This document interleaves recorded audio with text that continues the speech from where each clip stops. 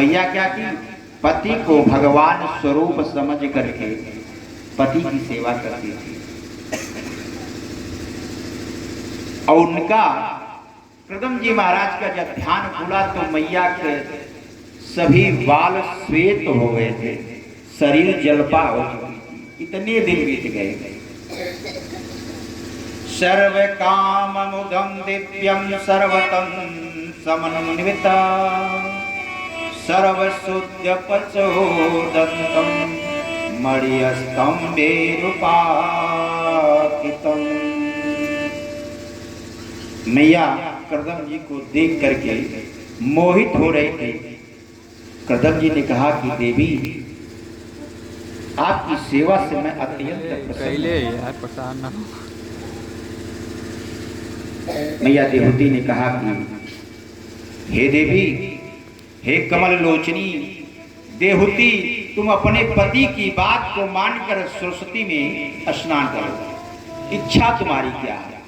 मैया ने कहा कि मैं कामत देव के वेग से पीड़ित हूं, मुझे संतान चाहिए। और आप वचन दिए हैं, विवाह में कदम जी वचन दिए थे कि आपको संतान हो जाएगी तो मैं जंगल चला जाऊंगा, तब करनी। इसी पे विवाह हुआ। मैया ने कहा स्वीकार है। करदम जी ने एक विमान की रचना की, जिस विमान में इच्छा के प्रति जो भी मन में जागृत हो उस विमान में उसको उपलब्ध हो जाता था। मन की वेग से चलता था, मन इच्छा फल देता था। ऐसा विमान रचना किया। उस विमान को देखकर देवहूति खुश नहीं हुई, उसका मन प्रसन्न नहीं था। फिर करदम जी ने कहा कि देवी, आप सरस्वती के नदी में स्नान करके तो आओ। अब सरस्वती नदी में स्नान करने के लिए मैया गई। उनके जितने शरीर से मिट्टी निकल रही थी, सारे उसमें से अप्सराएं हो गई।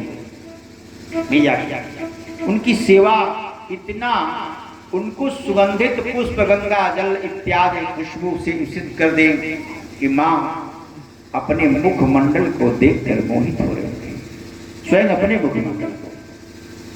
करदम जी ने मां के साथ उस विमान पर विहार किए। और विहार जब किए, ऐसे करते करते काफी दिन बीत गया था। माखिधो राजपुत्र महात्मनां प्रयत्निदे भगवान यस्ततोक्षर गर्भमुक्ताश्रयं पते। कई वर्ष बीतने के बाद माता देवहूति और करदम जी को 9 कन्याएं पैदा हुई। उसी विवाह में 9 कन्याएं पैदा हुई। तो करदम जी जंगल की तरफ जाने लगे। मैया ने रोक लिया कि आपने वचन दिया है, संतान की बात की है, ये तो कन्या है। वो अभी आप चले गए थे, बड़ी हो जाएंगी तो इनका विवाह कौन करेगा? ये जिम्मेदारी आपकी है। तब करदम जी को होश आया कि नारायण ने मुझे तो वचन दिया था कि मेरे घर ही वह पुत्र रूप में आएंगे, तो मुझे कहीं जाने की क्या जरूरत है? इसी समय स्वयं भो सकृतम वरिच्यादिभरं यतः भगवन्तरं परं ब्रह्मा सत्त्वेनासेन शत्रुहं। ब्रह्मा जी को यह मालूम हो गया कि साक्षात परब्रह्म हमारे घर आएंगे। और प्रिय पत्नी की बात मान करके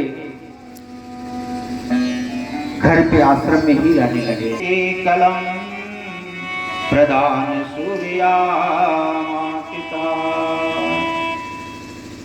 और जगत की सृष्टि करने वाले ब्रह्मा ने उन दोनों का इस प्रकार आश्वासन देकर मिलने के लिए आए। उनके घर जब भगवान का अवतरण हुआ ना कपिल जी का, तो भगवान ब्रह्मा मिलने गए। कृदम जी ने कहा कि इससे अच्छी कोई बात हो ही नहीं सकती है। आपके पास 9 ऋषि आए हैं और मेरे पास 9 कन्याएं हैं, यही पानी ग्रहण हो जाए। बोलिए वृंदावन बिहारी लाल की जय हो।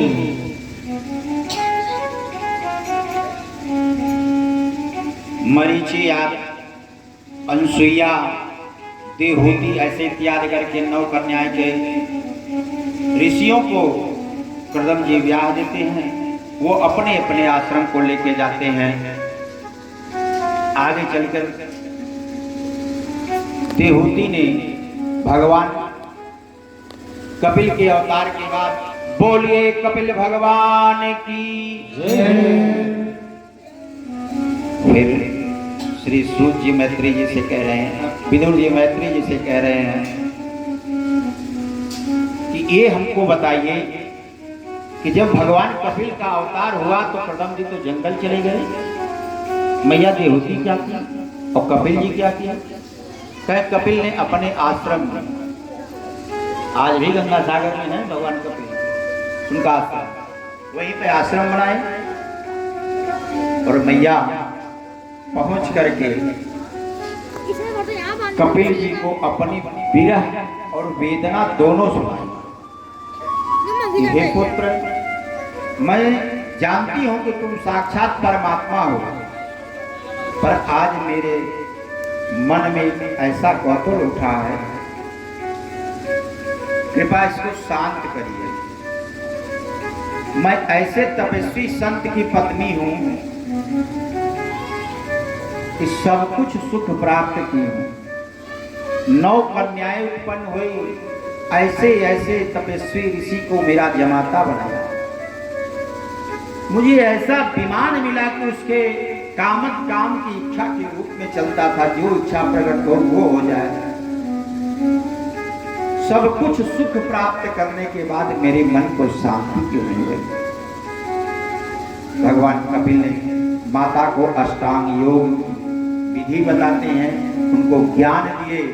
मैया ने एकाग्र होकर के जब ध्यान अष्टायोग का किया तो जल हो गई मैया, और मैया अपने शरीर को त्याग दिया। पुरुषों को योग गति की प्राप्ति जो होती है,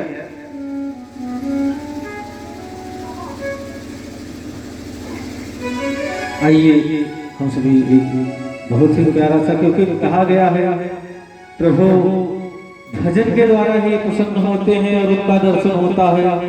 तो भजन सुनते रहें और कथा का अमृत पान करते रहें।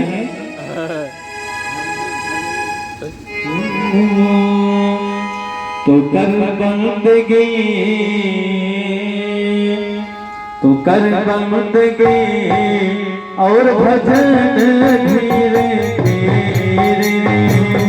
कर बंदगी और भजन धीरे धीरे,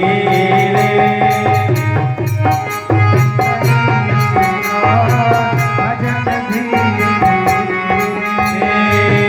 कर बंदगी और भजन धीरे धीरे, कर बंदगी भजन धीरे धीरे, मिलेगी प्रभु की शरण धीरे धीरे, मिलेगी प्रभु की शरण धीरे धीरे। जय हो।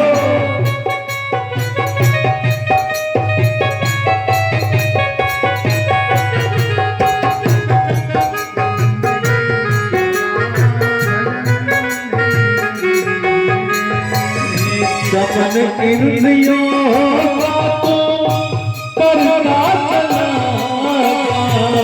सपन इंद्रियों को करना चला, सपन इंद्रियों का तू करना चला, सपन इंद्रियों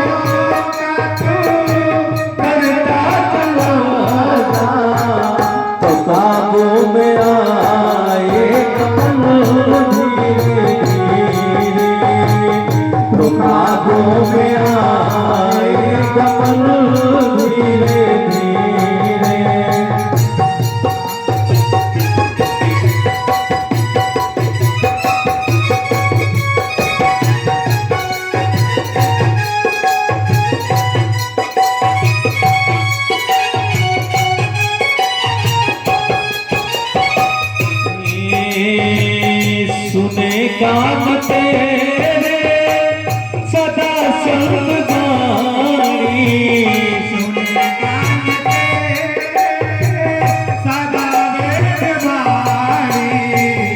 सुने कान तेरे सदा सतवाणी, सुने कान तेरे सदा सतवाणी, सुने कान तेरे सदा सतवाणी।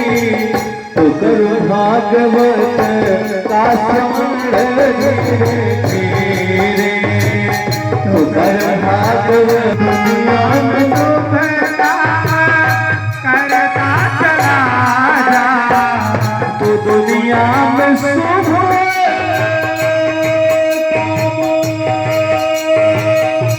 करता चला जा, तो कर शोध अपने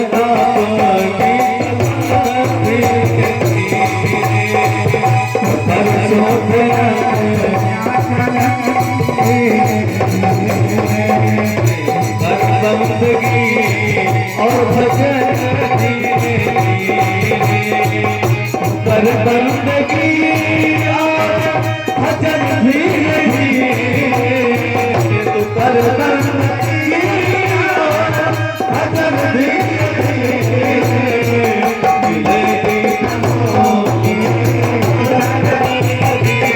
धीरे मिलेगी प्रभु की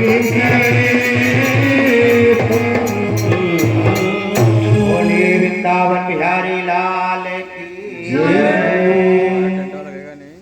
टेंटो लगेगा नहीं मनोस्तो सतरूपाय स्त्रया कन्या सजग्रे आक्रोते देवहुतिश्चा सीट गया था ना सूतिरित्तवे स्वता। हे प्रभु, आपने जो वर्णन अभी किया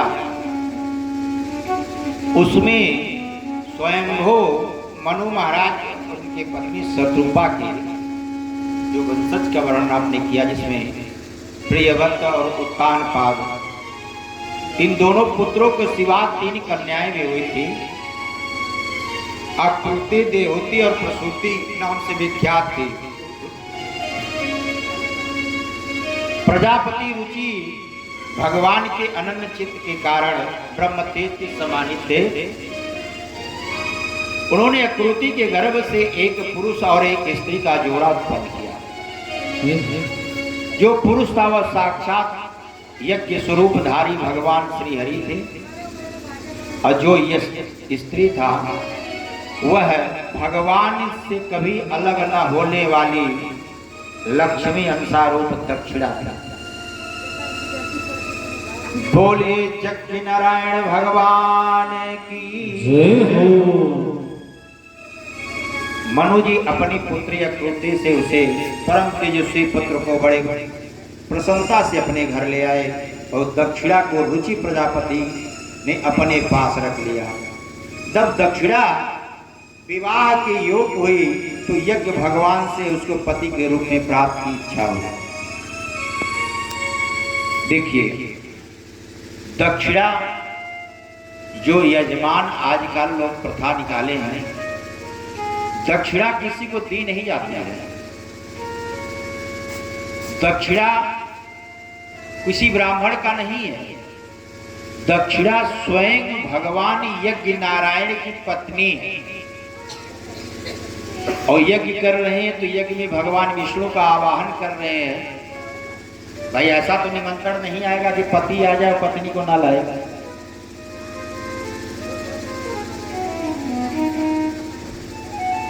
तो बगैर दक्षिणा का पूर्ण यज्ञ होती ही नहीं है। एक रात्रि का यदि विलंब हो जाए तो 2 गुना हो जाती है, 2 रात्रि का 6 गुना ऐसे करके बढ़ती है, और एक अमावस्या जाग जाए तो 1000 गुना हो जाती है। 10 रुपए की जगह कई है वो 10,000 हो जाएगी। अन्यथा उस यज्ञ का कोई पूर्ण नहीं लगता। ये भागवत भगवान कह रहे हैं, हम नहीं कह रहे।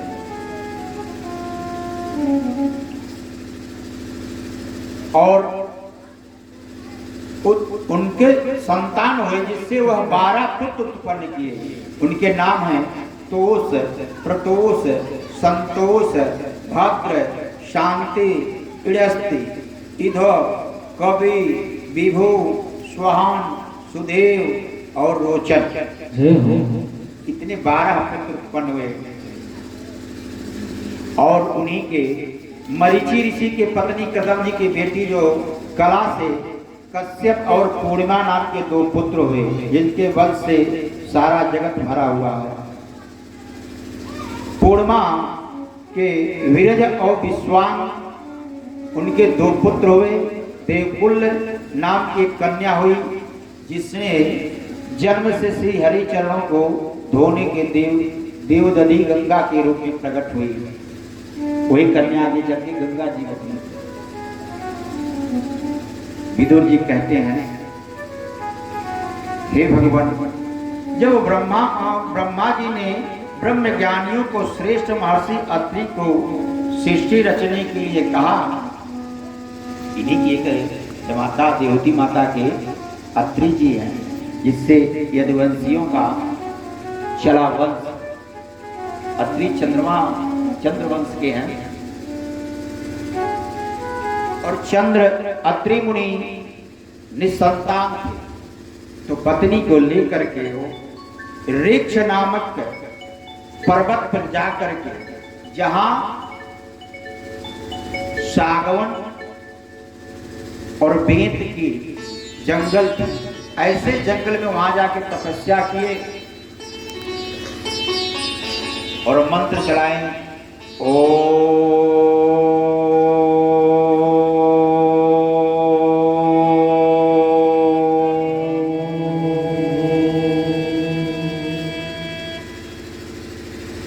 तो ब्रह्मा विष्णु महेश तीनों प्रकट हो गए। तो महर्षि अत्रि ने कहा कि प्रभु, हम तो सिर्फ हरि को बुलाए थे, आप तीनों आ गए आशीर्वाद देने के लिए। भगवान मुस्कुरा कर कहे कि हम तीनों देखने में एक है, लेकिन एक है। तीनों देखने में 3 है, पर 3 है नहीं, हम दोनों तीनों एक ही। और वरदान देकर के भगवान ब्रह्मा के अंश से चंद्रमा उत्पन्न हुए और शंकर के अंश से दुर्वासा उत्पन्न हुए और विष्णु के अंश से दत्तात्रेय उत्पन्न हुए, जिनकी तपोस्थली आपके आजमगढ़ ही है। ऐसे धराधाम के हम संतान हैं। और अंगिरा की पत्नी श्रद्धा से सीने वाली हुहु, राका और अनुमति, इन 4 कन्याओं ने जन्म लिया। इसके सिवा उनके साक्षात भगवान उत्यक्ति और ब्रह्मनिष्ठ बृहस्पति का भी जन्म हुआ। ये 2 पुत्र भी हुए। स्वरोचन मनवंत के विख्यात हुए और पुलस्त जी की पत्नी हवीर भू से महर्षि अगस्त हुए। और महत तपस्वी विश्वया के 2 पुत्र हुए। इनके अगस्त के दूसरे जन्म में जठराग्नि से विश्वान मुनि हुए, इड़ाविक्त हुए, गर्भ से यक्ष और कुबेर का जन्म हुआ। और दूसरी पत्नी की सखी से रावण, कुंभकर्ण और विभीषण का जन्म हुआ। महामती महर्षि पुलस की स्त्री परम साध्वी गति श्रेष्ठ वीरयान और विष्णु के 3 पुत्र हुए उत्पन्न हुए। इसी प्रकार कृतुकी की पत्नी क्रिया से ब्रह्म तेज से 60,000 ऋषि जन्म लिए। वशिष्ठ जी की पत्नी अरुंधति से चित्रकेतु आदि 7 विशुद्ध ब्रह्म ऋषि का जन्म हुआ। उनके नाम है चित्रकेतु, जिस तरह मैं बना था नहीं बना पाओगे। विरजा, मित्र, उलबड़ा, कटिंग भी कर रहा हूँ। वसुदाम और पृथुम। मैं इसी में कटिंग भी कर रहा हूँ, तुम कटिंग दूसरी नहीं कर पत्नी पाओगे। शक्ति आदि और भी कई पुत्र उत्पन्न हुए। मुनि की पत्नी चित्र ने दहंग दधीच नाम के एक तपोविष्ट पुत्र पैदा किया। और महर्षि भृगु के वंश की वंशावली बता रहे हैं। भृगु जी अपनी भार्या ख्याति सिद्धाता और विधाता नाम के 2 पुत्र उत्पन्न किए। श्री नाम की एक भगवत प्राण कन्या उत्पन्न हुई और अयाति और नियति नाम की कन्या क्रम से धाता और विधाता ब्याही गई। उनसे मृकंड ऋषि पैदा हुए और मृकंड ऋषि के प्राण नाम के पुत्र हुए। उनमें मृकंड के मार्कंडे जी पैदा हुए और मार्कंडे जी के मुनि विदेशिरा हुआ। ब्रह्मा जी के दक्ष प्रजापति मनुदस्वी के ये कन्या दक्ष जी से भी ब्याही गई, जिसका नाम था प्रसूति। और प्रसूति का विवाह किया, उसके दोनों सुंदर नेत्र वाली 16 कन्याएं हुई प्रसूति जी को। पिछवाड़े बैठे नहीं है बच्चे, डांट दीजिए सब चिल्ला। पितृगण को और एक भगवान शंकर को ब्याही गई। बोलिए वृंदावन बिहारी लाल की जय हो। विदुर जी से मैत्री जी पूछ रहे हैं, अगर भगवान शंकर से ब्याही गई, पुरा विश्वासिजं सते समेता परम सया तथा मरिगणा सर्वे साधुना मुनियोलिता। मैत्री जी कहते हैं कि हे विदुर जी, पहले एक बार प्रजापतियों के यज्ञ में सबसे बड़े ऋषि देवक मुनि और अग्नि आदि अपने अपने अनुयायियों के सहित एकत्र हुए थे। उसी समय उस सभा में महाराज दक्ष भी आए। तो दक्ष जो है प्रजापति है, ब्रह्मा ने अपने पुत्र को प्रजापति बनाया। उस सभा में स्वयं ब्रह्मा विष्णु और महेश तीनों लोग उपस्थित थे। तो सभी लोग खड़े होकर के दक्ष प्रजापति का स्वागत किए और ब्रह्मा विष्णु महेश बैठे ही रहे। तो महाराज दक्ष ने देखा कि सब लोग तो हमको सम्मान दे रहे हैं और शिव, मान लीजिए ब्रह्मा हमारे पिता हैं और विष्णु हमारे आराध्य हैं, ये लोग प्रणाम नहीं किए तो ठीक है, पर ये तो हमारा दामाद है जमाता, और हमको प्रणाम नहीं किया। ऐसे जुड़ के ब्रह्मा दक्ष जी ने भगवान महादेव को अपमानित किया। साधूनां ब्रवतोवितं न ज्ञानन्य चमत्कृत अयोतो लोकपाल्यानां यशोधनो निरपता। महादेव समस्त लोगों को पवित्र करने वाले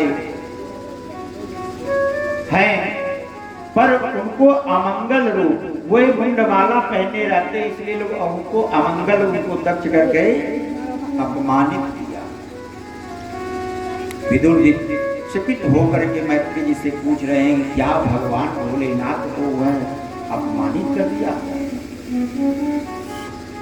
भगवान कुछ कहे नहीं, भोलेनाथ कुछ कहे नहीं, सभा से उठ करके अपने कैलाश को चले आए। कुछ दिन बीतने के बाद भगवान शिव को अपमानित करने के लिए दक्ष ने एक यज्ञ किया। वो यज्ञ कनखल में हुई थी, हरिद्वार, और लोग कहते हैं कि भैरव जी के स्थान पर हुई थी। उस यज्ञ में सबको निमंत्रण दिए, लेकिन भोले बाबा को निमंत्रण नहीं गया। और जब नहीं गया तो सती ने भगवान भोलेनाथ को प्रसादी पवा रही थी। और देवता लोग, देखिए देवताओं को पता है कि भगवान भोलेनाथ को निमंत्रण नहीं गया है, तो माता को परेशान करने के लिए उनके कैलाश के ऊपर से ही अपने अपना विमान लोग लेके जा रहे हैं। तो मैया ने देख रही है कि विष्णु जा रहे हैं, ये जा रहे हैं, वो जा रहे हैं, इंद्र जा रहे हैं, भैया ये सारे विमान इधर ही जा रहे हैं, कहाँ जा रहे हैं? तो बाबा से पूछी, क्या आपको पता है कि लोग कहाँ जा रहे हैं? भगवान भोलेनाथ मुस्कुराने लगे, कहें देवी आपके पिता महाराज दक्ष यज्ञ कर रहे हैं, ये लोग उसी यज्ञ में निमंत्रित हैं और अपना जा रहे हैं। देवी ने कहा कि मेरा पिता यज्ञ कर रहे हैं और मुझे ही निमंत्रण नहीं मिला। भवो भवन्नयं नितिनं प्रजापति रसकृततयायवानदं सुखो महादक्षरूपं नीते प्रतिकृतः। भगवान ने कहा कि हाँ प्रिय, ये लोग वही जा रहे हैं और हमको निमंत्रण नहीं आया है, इसीलिए वहां मैं तो नहीं जाऊंगा। देवी जी ने कहा कि नहीं, मेरे पिता यज्ञ कर रहे हैं, मैं तो वहां जाऊंगा। भगवान भोलेनाथ समझा रहे हैं कि देवी निमंत्रण नहीं आया, वहां जाना उचित नहीं है। देवी उनको तर्क पे तर्क देती चली जा रही हैं कि गुरु के घर, पति के घर, पिता के घर बगैर निमंत्रण का भी जाना चाहिए। अगर कोई प्रयोजन है, निमंत्रण नहीं है तब भी जाना चाहिए। उन्होंने कहा कि वहां जाना उचित नहीं है, जाना तो चाहिए लेकिन उचित नहीं है। मैया नहीं मानी। भगवान भोलेनाथ समझ गए कि यह देवत्व संयोग बना है। भगवान नंदी को इशारा किए और देवी जी को विदा कर दिए। भगवान ध्यान में बैठ गए। देवी जी पहुंची पिता के यज्ञ में, तो पिता ने देखा कि सती आ रही है तो बिरुटी टेढ़ी कर रहे हैं, बात नहीं कर रहे हैं। और बहने कर रही है, अच्छा आ तो गई, निमंत्रण नहीं गया था, ये बहने कर रही है। तो मां के पास गई तो माता ने सहर्ष हृदय से पुत्री का स्वागत किया, हृदय को लगा करके। यज्ञ मंडप में जब माता आई, उस यज्ञ मंडप में भृगु इत्यादि पूषा कई ऋषि वहां होता बन के बैठे थे, पर भगवान शिव का कहीं भाग ही नहीं रखा गया था। पति का अपमान मैया बर्दाश्त नहीं करी और अपनी योग अग्नि से अग्नि को उत्पन्न करके मैया अपने शरीर को भस्म कर दी। इधर नारद जी आते हैं, भगवान को शिव को सारी लीला बताते हैं। भगवान क्रोध में आकर अपने सिर का एक बाल जमीन पर पटक कर जिसको वीरभद्र उत्पन्न करते हैं। बोलिए वीरभद्र भगवान की। वीरभद्र को आदेश देते हैं कि जाइए दक्ष की यज्ञ को विध्वंस कर दीजिए, उनका गला काट दीजिए।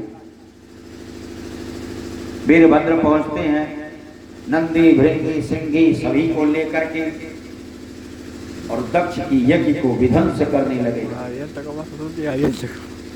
दक्ष का गला काट के उस यज्ञ कुंड में ही डाल दिए, पूषा की दाढ़ी उठा लिए, सबको तहस नहस कर दिया।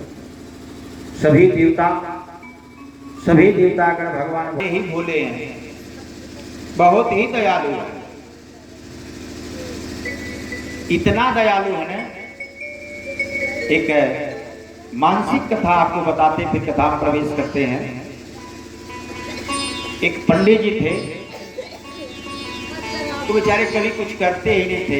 हमारे परम आदरणीय हमारे मुख्य जजमान बाबू रामजन्म जी ही थे। वह प्रतिदिन स्नान करके श्रीमद् भागवत का पाठ करते थे और सामने ठाकुर जी की विद्या मूर्ति रख करके उन्हीं को श्रवण कराते थे और किसी को नहीं। और उनकी धर्म पत्नी